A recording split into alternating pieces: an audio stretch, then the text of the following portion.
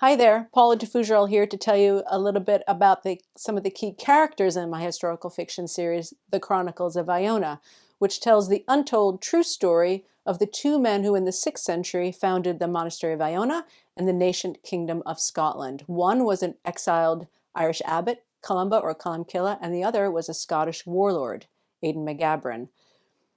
I like to think of the stories as like the stories of King Arthur, but true. So here I'm going to tell you a little bit more about Aedan McGabran, who is one of the main protagonists of the series.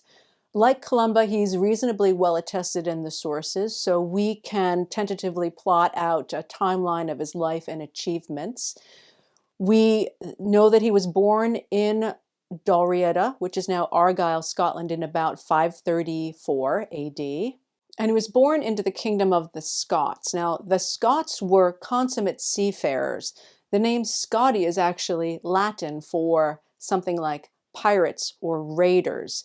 And they occupied both sides of the Irish Sea, in Ireland in the glens of Antrim and in Scotland in Argyll, which actually means the shore of the Gaels. They called themselves Gaels, and their hill fort capital was the hill fort of Dunad in Kilmartin Glen, Argyll, which may have looked something like this. Dalriada was the Wild West of its time, a frontier zone, because they had neighbors on all their sides who wanted to either subjugate them or annihilate them. They had the Picts in the north, the Britons in the south, the Irish to their west, and the Saxons coming in on the east. And Dalriada itself was made up of 3 kindreds: the Kennel Lorne, the Kennel Angusa, and the Kennel Gabran, who were also all vying amongst themselves for preeminence and power.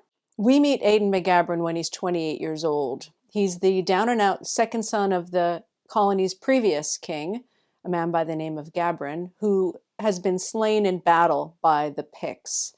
He's charismatic, sexy, and sad.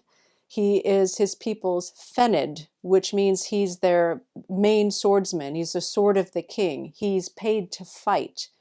But he actually has only 2 goals before he dies.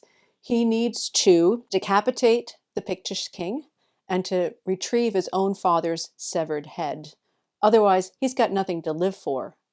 Or does he? So, spoilers here, but to find out how Aedan becomes the greatest warlord of his age, read my series and check out these websites below.